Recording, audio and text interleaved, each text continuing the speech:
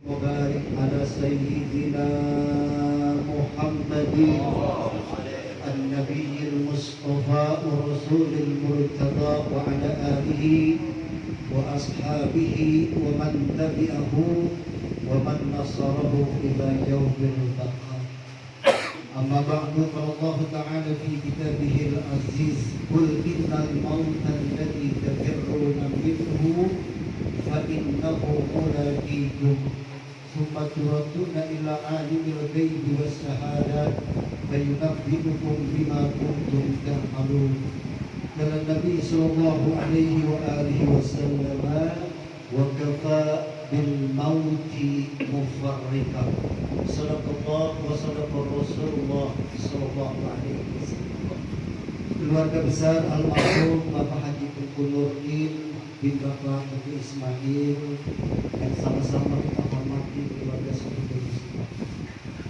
Habibana Al-Habib Muhsin bin Ahmad Al-Atas mata Allah bi kulli hayatihi wa nafa'ana Allah bi kulli ilmihi. Amin ya Allah ya Rabbal alamin. Doakan mudah-mudahan Habib kita dipanjangkan umur, kesehatan badannya oleh Allah Subhanahu wa taala, manfaat ilmu dan kehidupannya. Amin ya Rabbal alamin.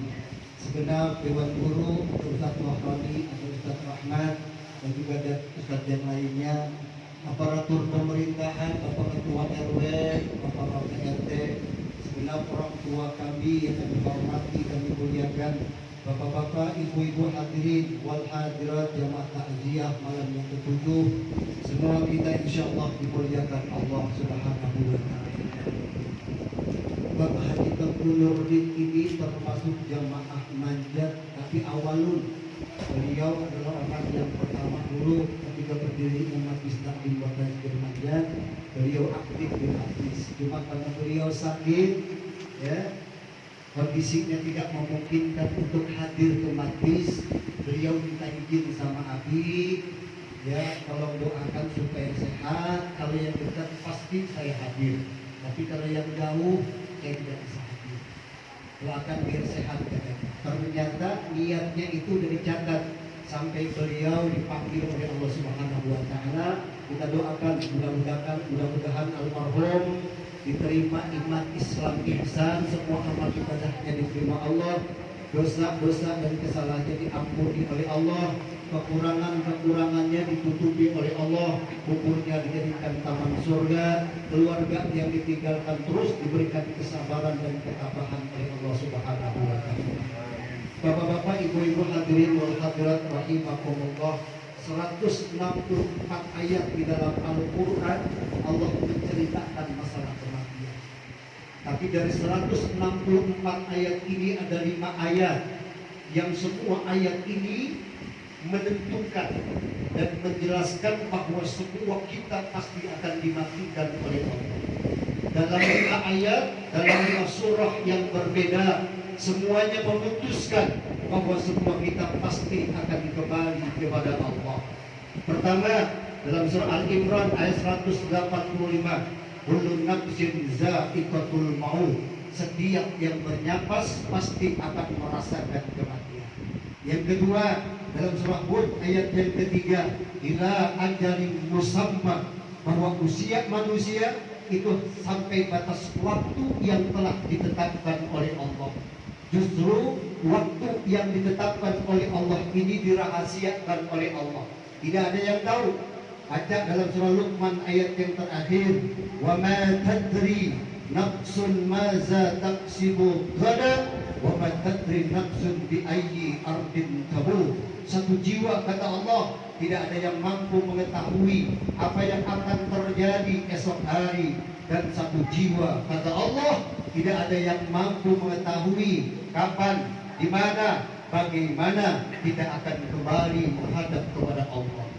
Yang ketiga, kita baca dalam surah An-Nisa ayat 78, aynama takunu yudrikumul maut walau kuntum fi burujin musayyah.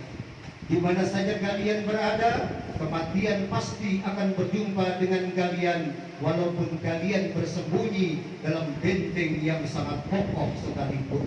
Yang keempat, kita bisa baca dalam surah ayat 61, idza jaa ajaluhum la yastakhiruna sa'atan wa la yastaqdimun. Kalau ajal seorang hamba sampai, tidak ada yang mampu memajukan, mengakhirkan, walaupun cuma 1 saat saja. Dan yang kelima, kita bisa baca dalam surah Al-Hajj ayat yang kelima, wa minkum may yutawaffa wa minkum may yuraddu ila ardhil umur. Satu, kata Allah Subhanahu wa taala, saksikan hai manusia, ada di antara mereka manusia yang telah aku wafatkan mereka. Ada yang masih muda belia, remaja, anak-anak, bayi yang baru dilahirkan, ada yang masih dalam rahim seorang ibu, belum merasakan nikmat hidup di alam dunia. Ruhnya sudah ada yang diambil oleh malaikat Israil dengan izin Allah Subhanahu wa taala. Tapi kau saksikan dari manusia, ada di antara mereka yang aku panjangkan usia mereka sampai orang itu bingung. Ini menunjukkan bahwa kematian itu tidak pandang bulu. Yang tua secara sunatullah memang pasti akan kembali kepada Allah. Tapi yang muda, remaja, anak-anak, bayi yang baru dilahirkan, kalau memang itu kehendak Allah, siapa yang mampu menghalang-halangi kehendak dari Allah Jalla Jalla? Jelas, jadi semua ada di dalam Al-Quran bahwa semua kita ini pasti akan kembali kepada Allah Subhanahu. Bapak-bapak, ibu-ibu, hadirin wal hadirat rahimakumullah. Subhanallah. Ini ngaji malam minggu aja. Subhanallah. Subhana itu al-awwal, Allah al-fadil. Subhana itu yang pertama, Allah itu yang utama. Untuk masuk kepada yang utama harus lewat pintu yang pertama. Contoh, kita melaksanakan sholat. Kata Imam Ghazali, sholat itu adalah al-ligha qabla al-ligha. Sholat itu adalah perjumpaan sebelum perjumpaan.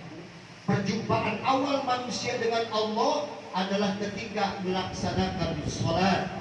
Karena sholat rukun bacaan pertama adalah surah Al-Fatihah.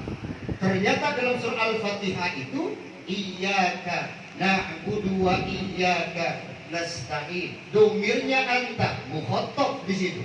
Ada orang yang sedang kita bicara, tapi di sini bukan orang, tapi Allah Jalla Jalal. Kenapa? Sebab terjemahannya hanya kepada Engkau ya Rabb kami beribadah.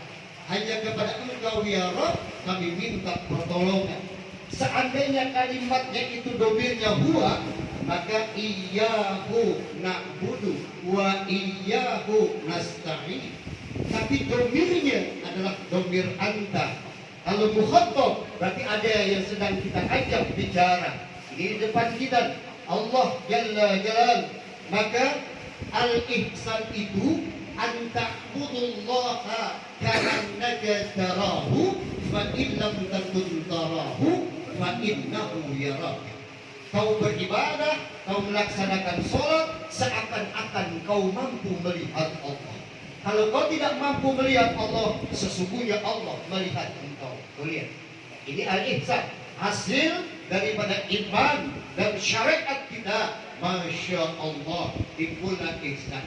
Kita merasa diawasi, diperhatikan, dilihat oleh Allah Jalla Jalaluh. Dimanapun kita berada, dalam kondisi yang bagaimanapun, selalu diawasi oleh Allah Subhanahu wa ta'ala. Iyyaka na'budu wa iyyaka.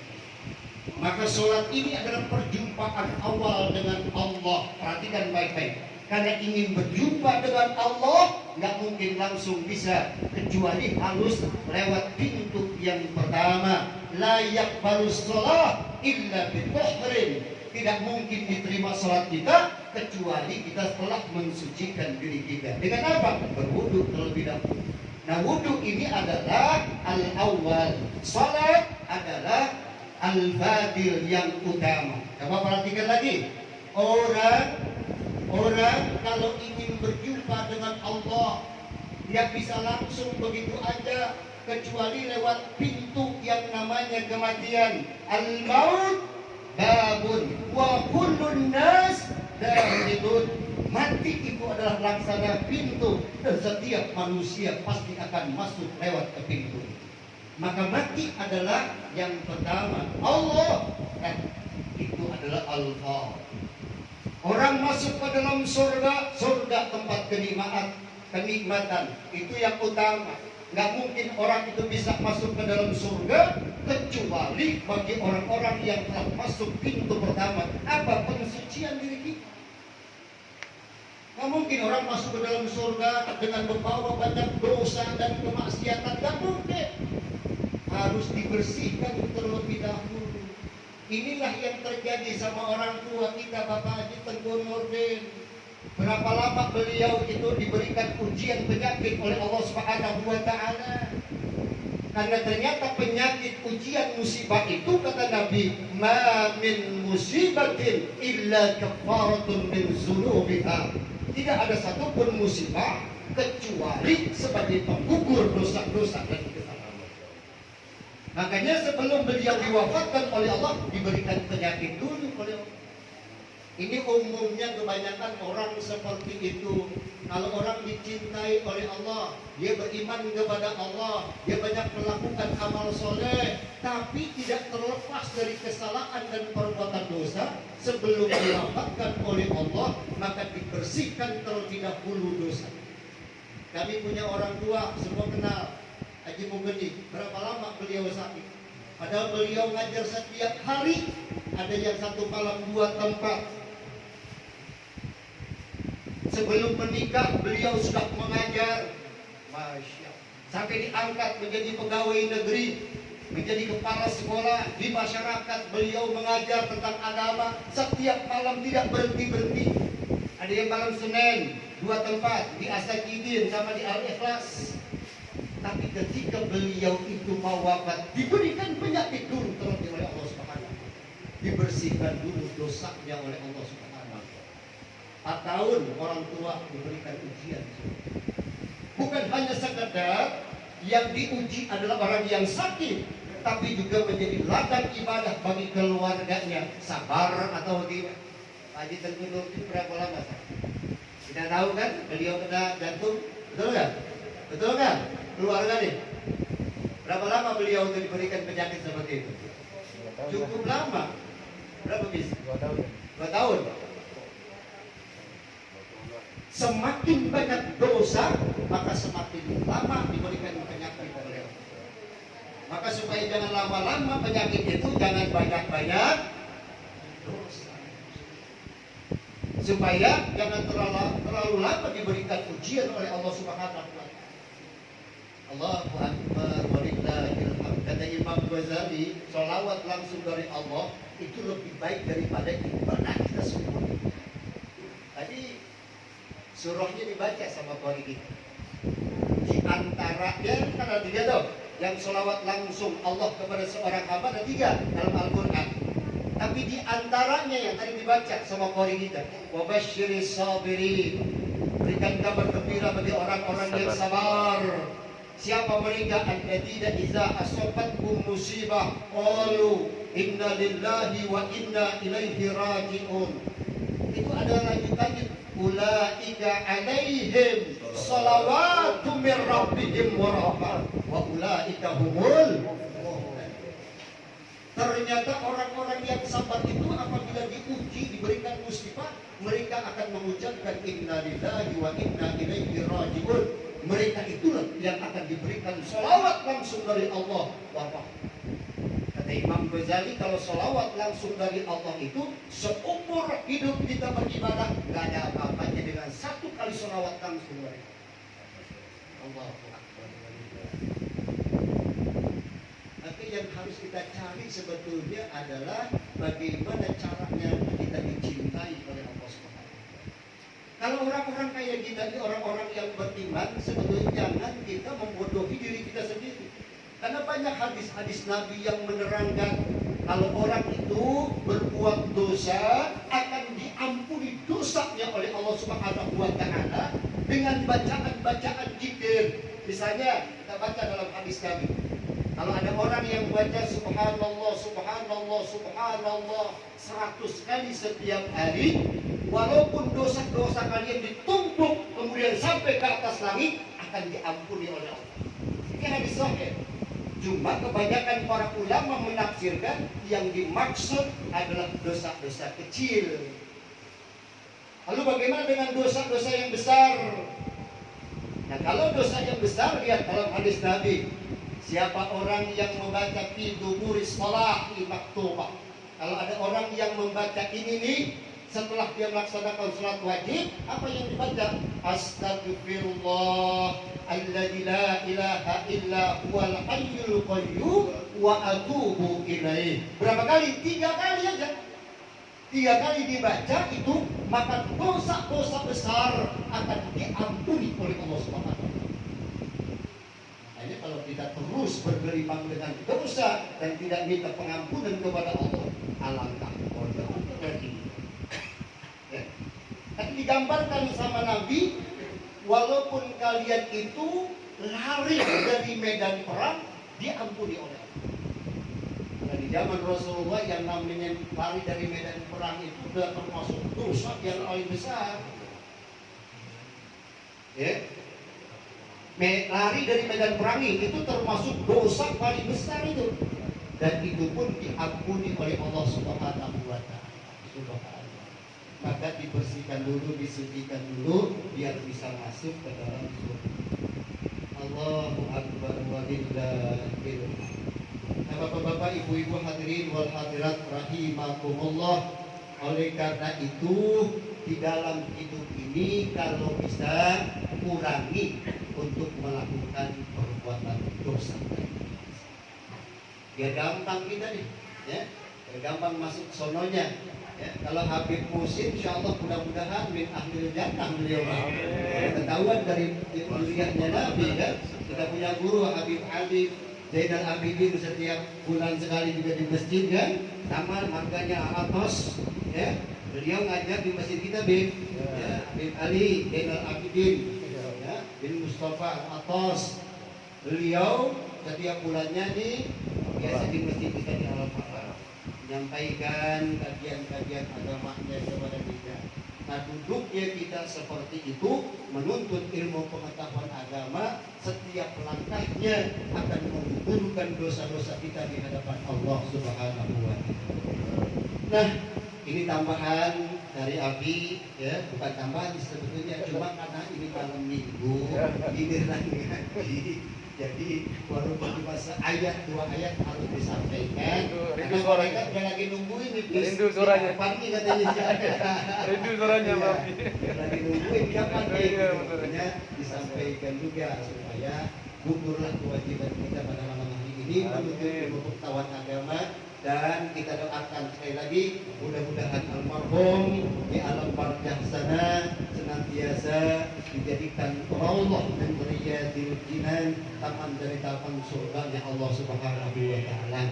Dan kita yang turut serta memberikan doa ini sesuai dengan janjinya Nabi, man azza musabban falahu ajru amsalihi. Siapa orang yang bertakziah menghibur orang yang terkena musibah, maka pahalanya sepadan dengan orang yang terkena musibah.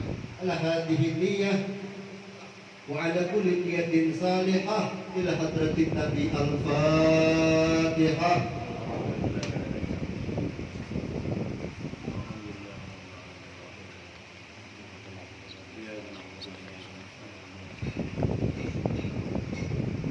الحمد يا الله مولانا معبود يا كريم اللهم صل وسلم وبارك على سيدنا محمد في الاولين والاخرين وسلم رضي الله تبارك عن كل صحابه رسول الله اجمعين. بسم الله الرحمن الرحيم حمدا يوفي نعمه ويكافئ مزيدا. يا ربنا لك الحمد ولك الشكر كما ينبغي لجلال وجهك الكريم ولعظيم سلطانك. سبحانك لا نحصي ثناء عليك كما اثنيت على نفسك. ولك الحمد حتى ترضى ولك الحمد اذا رضيت ولك الحمد بعد رضا.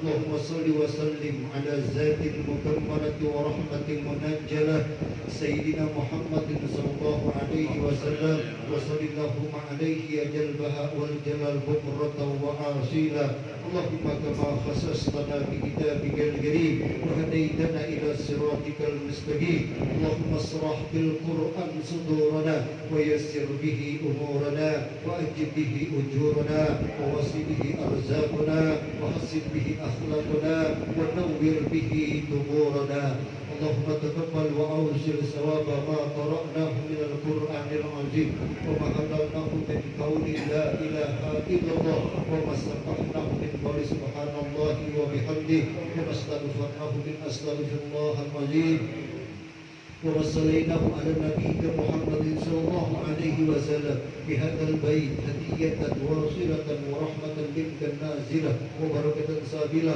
إلى حضرة حبيبنا وشفيعنا ومولانا محمد صلى الله عليه وسلم ثم إلى أرواح آبائه وإخوته من الأنبياء والمرسلين والأولياء والشهداء والصالحين والملائكة المقربين والمجاهدين في سبيل الله رب العالمين ثم إلى روحي خصوصا ومهدي Nurdin bin Bapak Ismail Allahumma gfir lahu maghfiratan min indika ya wasi'al maghfirah Allahumma gfir lahu maghfiratan min indika ya wasi'al maghfirah Allahumma gfir lahu maghfiratan min indika ya wasi'al maghfirah warhamhu rahmatan wasi'atan ila yaumil qiyamah Allahumma gfir lahu warhamhu wa'afihi wa'fu anhu sahalallahu lahu tariqan ila jannah Allahumma in kana muhsinan fajid bi ihsanihi wa in kana musian fatajawwaz anhu Allahumma inna nasta'ina Bapak Haji Tengku Nurdin bin Bapak Haji Tengku Ismail bisawabi hadha tahlil fa'atikhu minan nar fa'atikhu minan nar wa fa'atikhu minan nar Allahumma ja'al qabrahu rawdan min riyadil jinan wa la taj'al qabrahu hufrah min khufari nira Allahumma anzil rahmatan wa safa'atan wa maghfiratan alayna wa alayhi wa ila jami'al qubur minal muslimin wal muslimat wal mu'minina wal mu'minat irfa' lahum darajat wa da'if lahum al hasanat وكفر عنهم السيئات وأدخله جنة مع الآباء والأولياء والأمهات يا أيتها النفس المطمئنة ارجعي إلى ربك راضية مرضية فادخلي في عبادي وادخلي جنتي ربنا هذا دعاءنا وعليك الإجابة ربنا هذا دعاءنا ومنك الإجابة وإنا لله وإنا إليه راجعون ربنا آتنا في الدنيا حسنة وفي الآخرة حسنة وقنا عذاب النار وصلى الله على سيدنا محمد النبي الأمي وعلى آله وصحبه وسلم سبحان ربك رب العزة عما يصفون وسلام على المرسلين والحمد لله رب العالمين بسر الفاتحة